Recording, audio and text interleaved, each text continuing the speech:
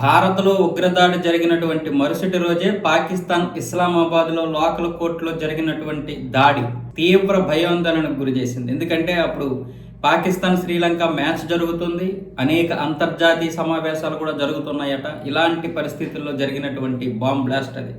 అయితే పాకిస్తాన్ ఏమంటుందంటే ఈ యొక్క బాంబ్ బ్లాస్ట్కి, ఈ యొక్క ఘటనకి భారతదేశమే ప్రధాన కారణం.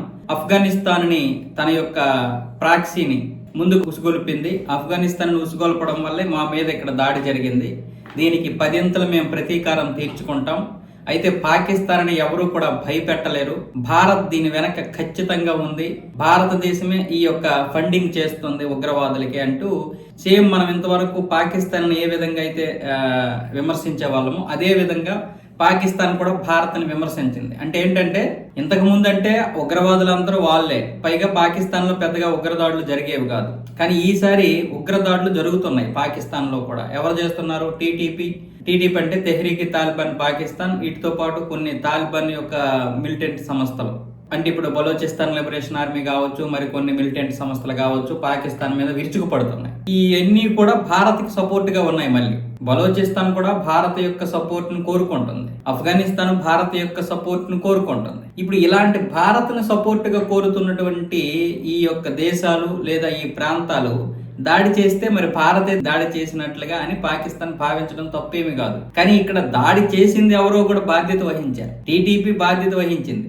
ఆ టీటీపీని పెంచి పోషించింది పాకిస్తానే.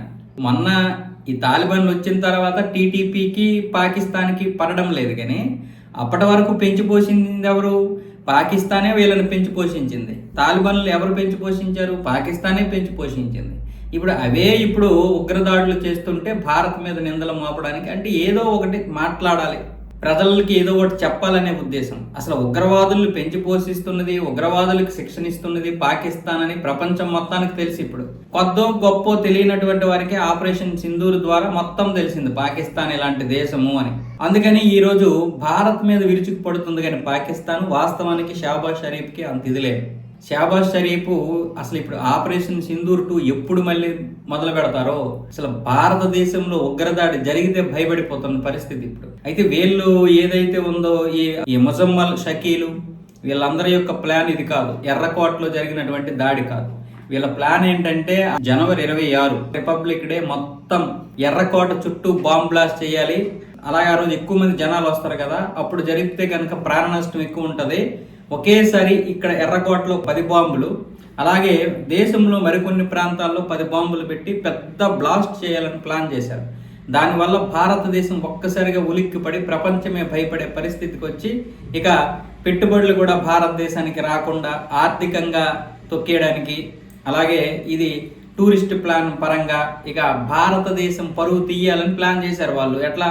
ఆపరేషన్ సింధూర్లో మనం పాకిస్తాన్ పరువు తీసేస్తే దానికి వీళ్ళు ప్రతిచర్యగా ఇలా ఉగ్రదాడులు చేయడానికి ప్లాన్ చేశారనమాట. ఎందుకంటే భారతదేశంతో నేరుగా చేత కాదు కాబట్టి, నేరుగా పోరాడి పాకిస్తాన్ గెలిచే చరిత్ర ఇంకొండదు.